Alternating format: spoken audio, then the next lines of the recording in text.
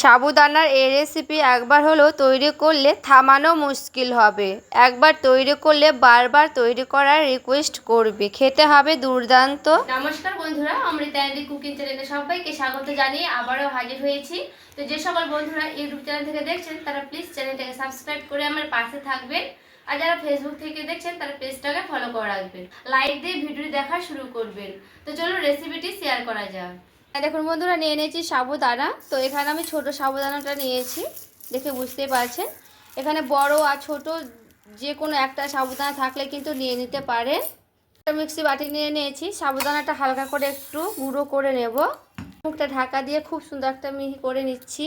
আর এই যে দেখুন বন্ধুরা, খুব একটা গুঁড়ো গুঁড়ো করে নিয়েছি, একেবারে কিন্তু মিহি হয়ে যায়নি। দেখুন কিন্তু আধা ভাঙা হয়েছে, দেখে বুঝতে পারছেন। গোটাগুলো কিন্তু আধা ভাঙা হয়ে গেছে। এগুলো কিন্তু শিলপাটা আরও ভালো হবে যদি শিলপাটায় করতে চান। তবে বন্ধুরা এখানে আমি দিয়ে দিচ্ছি গরম জল। এখানে কিন্তু খুবই গরম আছে জলটা। এখানে কিন্তু গরম জলই দিতে হবে। দেখবেন ফুলে কিন্তু অনেকটাই হয়ে যাবে। দেখবেন ফুলে কিন্তু এই অর্ধেক বাটিটা পুরো হয়ে যাবে। এগুলো কিন্তু খুব ফুলে যায় এই সাবুদানাগুলো। তো জলটা আমি এইভাবেই অল্প অল্প করে দিচ্ছি, কারণ বেশি না হয়ে যায় তার জন্য। তো দেখুন জলটা কিন্তু খুবই ফুটন্ত জল গরম দিয়েছি। তো এভাবে আমি খুব ভালো করে কিন্তু রেখে দিচ্ছি। ঢাকা দিয়ে রেখে দেবো যতক্ষণ না ভালো মতো করে ফুলে যাবে। এখানে দেখুন আমি ঢাকা দিয়ে রেখেছিলাম, এবার ঢাকাটা উঠিয়ে নিলাম। আর এই যে দেখুন বন্ধুরা, কি সুন্দর বললাম না যে একেবারে কিন্তু জলগুলো টেনে টেনে ফুলে যাবে। দেখে বুঝতেই পারছেন কত সুন্দর কিন্তু ফুলে গেছে এগুলো। একটু তেল লাগিয়ে নিলাম, কারণ তেল লাগিয়ে নিলে বেশি ভালো হবে, যেহেতু ওখানে সাবুদানা আছে, মানে হাতে আঠালো আঠালোর মতো লেগে যাবে। তো একটু এইভাবে খুব ভালো মতো করে দেখুন মাখিয়ে নিচ্ছি।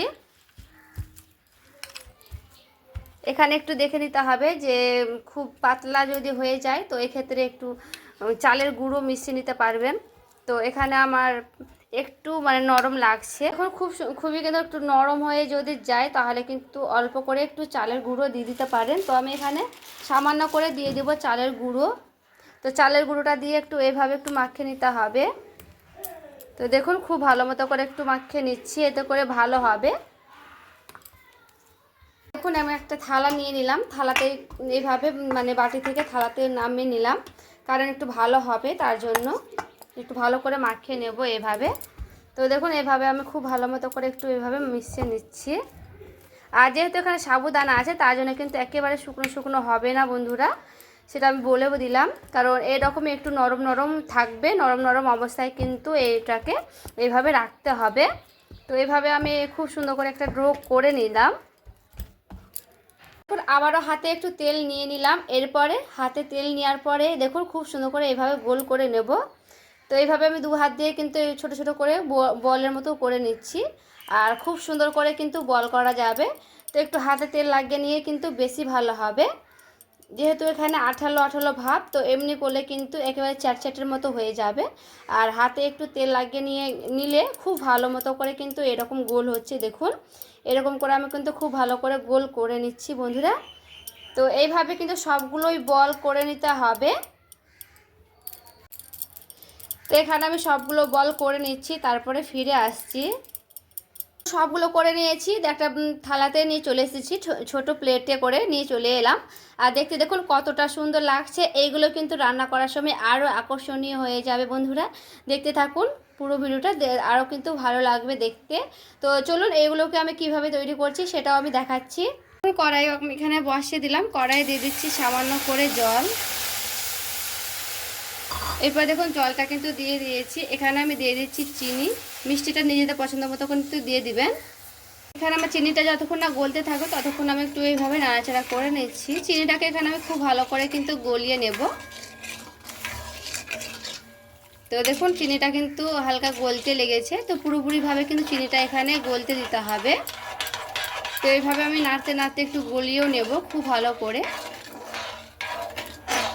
এরপরে দেখুন চিনিটা কিন্তু খুব সুন্দর করে গলে গেছে। এই যে দেখুন, দেখে বুঝতে পারছেন চিনিটা একেবারে কিন্তু গলিয়ে নিতে হবে।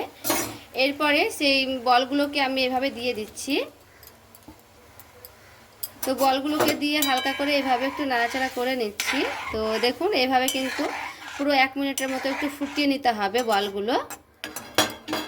এটা কিন্তু ভেঙেও যাবে না। দেখুন কি সুন্দর কিন্তু একেবারে কিন্তু ফুটতে লাগবে, যখন দেখতেও কিন্তু খুবই সুন্দর লাগবে। তো এইভাবে আমি চিনিটার সঙ্গে খুব ভালো মতো করে হালকা করে এইভাবে নাড়ছি, আর এইভাবে কিন্তু আমি ফুটিয়ে নেব। তো এখানে দেখুন খুব ভালো করে কিন্তু ফুটছে, দেখুন টকবক করে কিন্তু ফুটতে লেগেছে। আর একটু ফুটাতে দিতেই হবে বন্ধুরা এখানে, কারণ যেন চিনিগুলো একেবারে ভেতরে ঢুকে যায়, এই বলগুলোর ভেতরে ঢুকে গেলেই কিন্তু খেতে দারুণ লাগবে। একেবারে চিনির ভেতরে ঢুকে গেলেও কিন্তু খেতে দারুণ লাগবে, মিষ্টি মিষ্টি লাগবে খেতে। এইভাবে কিন্তু একটু আমি ফুটিয়েও নেব, প্রায় 2-3 মিনিটের মতো একটু এভাবে ফুটতে নিতে হবে চিনির সঙ্গে। তো এখানে আমার সাবুদানাটা দেখুন খুব ভালো মতো করে কিন্তু এগুলো ফুটানো হয়ে গেছে। তো এইগুলো আমি একটু ঢেলে নিচ্ছি, ঢেলে নিয়ে 5 মিনিটের মতো একটু রেখে দেব এগুলোকে। ওই কড়াইয়ে দিয়ে দিতে হবে দুধ। এরপরে দুধটা দিয়ে খুব ভালো করে দেখুন বন্ধুরা এইভাবে আমি ফুটিয়ে নিচ্ছি। তো দুধটাকে খুব ভালো করে কিন্তু ফুটাতে হবে, দেখুন খুব সুন্দর করে কিন্তু ফুটিয়ে নেব দুধটাকে। এখানে দেখুন দুধটা কিন্তু খুব ভালো করে আমি ফুটিয়ে নিয়েছি। তো একেবারে কিন্তু ঘন করে নিতে হবে দুধটাকে। এখানে যতটা দুধ ঘন করবে তত কিন্তু খেতে দারুণ লাগবে বন্ধুরা। এখানে ফুটিয়ে ফুটিয়ে দুধটাকে একেবারে ঘন করে নিচ্ছি, তারপরে ফিরে আসছি। আর এখানে দেখুন দুধটাকে কিন্তু আমি খুব ভালো করে ঘন করে নিয়েছি। এরপরে এখানে একটা এলাচ নিয়েছি, এলাচটার মুখটা ফাটিয়ে নেব, এরপরে দিয়ে দিচ্ছি। এরপরে এলাচটা দিয়ে 1 মিনিটের মতো একটু এভাবে ফুটিয়ে নেব আরও। এরপরে সেই দেখুন চিনিতে ভিজে রেখেছিলাম ওই শিরাগুলোর সঙ্গে এইভাবে আমি দিয়ে দিচ্ছি দুধের সঙ্গে একসঙ্গে। এরপরে খুব ভালো করে ফুটিয়ে নেব। এখানে কিন্তু আমি খুব সুন্দর করে ফুটিয়ে নেব সবগুলোর সঙ্গে। আর দেখুন একটাও কিন্তু ভেঙে যায়নি, এরকম কিন্তু গোটা গোটা থাকবে, আর এইভাবে কিন্তু থাকবে। দেখতে দেখুন কতটা লোভনীয় লাগছে বন্ধুরা। এইভাবে কিন্তু খুব সুন্দর করে আমি আবারও নাড়াচাড়া করে নিচ্ছি। তো এখানে আমি খুব ভালো করে আবারও ফুটিয়ে নিচ্ছি। আর দেখুন বন্ধুরা খুব ভালো করে কিন্তু এখানে ফুটিয়ে নিয়েছি, আর দেখতে দেখুন কতটা সুন্দর লাগছে। আর এইভাবে কিন্তু আমি আরও প্রায় 1 মিনিটের মতন ফুটিয়ে নেব অফ ক্যামেরাতে। দুধটাকে দেখুন কতটা ঘন করেছি, দেখে বুঝতে পারছে। দুধটা কিন্তু ঘনত্ব করে নিতে হবে, এতে দুধটা যতটা ঘন হবে তত কিন্তু খেতে দারুণ লাগবে। চিনির ভাগটা কিন্তু আপনারা নিজেরা পছন্দ মতো কিন্তু করে নেবেন মিষ্টিটা। আর দেখুন যেহেতু ওই সাবুদানা দিয়ে করেছি তার জন্য দেখতে দেখুন কতটা লোভনীয় লাগছে বন্ধুরা। এরপরে কিন্তু এইভাবে আমি 1 মিনিট পর ফুটিয়ে নিচ্ছি, তারপরে ফিরে আসছি। তো দেখুন পুরো 1 মিনিট ফুটিয়ে নিয়েছি, আরও কিন্তু ঘনত্ব করে নিয়েছি। এরপর আমি নামিয়ে নিচ্ছি, তারপরে দেখাচ্ছি কেমন হয়েছে। আর এই যে দেখুন বন্ধুরা নামিয়ে নিয়ে চলে এসেছি, আর দেখতে দেখুন কতটা লোভনীয় হয়েছে। এটা কিন্তু গরম গরম রয়েছে বন্ধুরা। আর এটা যখন পুরোপুরিভাবে ঠান্ডা হয়ে যাবে তারপরে কিন্তু আমি ফ্রিজে রেখে দেব। ফ্রিজে রেখে দিয়ে তারপরে ঠান্ডা ঠান্ডা পরিবেশন করলে কিন্তু দারুণ লাগবে। আর কালারটা দেখুন কি সুন্দর এসেছে বন্ধুরা। এটা কিন্তু পুরোপুরি গরম আছে তার জন্য কিন্তু বোঝা যাচ্ছে না। আর এই যে দেখুন একেবারে গোলগুলো কিন্তু দারুণ হয়েছে। পিঠা বা মিষ্টি যেটাই বলেন, এটা কিন্তু আপনারা একটা নাম দিবেন, কি এটার নাম, মিষ্টি না পিঠে বন্ধুরা। দারুণ লাগে খেতে কিন্তু। আর সাবুদানা দিয়ে বানিয়ে দেখবেন, খেতে দুর্দান্ত লাগে। আর ফুলেও দেখুন কত বড় বড় হয়েছে। আর এইভাবে একবার হলে তৈরি করে দেখুন বাড়িতে, অবশ্যই কিন্তু দারুণ লাগবে বন্ধুরা। এইভাবে একবার বাড়িতে তৈরি করলে বারবার কিন্তু তৈরি করবেন। তো আমি কিন্তু এইগুলো পিঠেগুলো কিন্তু আমি ফ্রিজে রেখে দেবো। নর্মাল ফ্রিজে রেখে দিয়ে হালকা ঠান্ডা পুরোপুরিভাবে ঠান্ডা হয়ে গেলে তারপরে কিন্তু পরিবেশন করব। আজকের এই রেসিপি ভালো লেগে থাকলে প্লিজ লাইক কমেন্ট শেয়ার করে দেবেন। সবাই ভালো থাকবেন, সুস্থ থাকবেন। দেখা হচ্ছে আরও একটি রেসিপির সঙ্গে।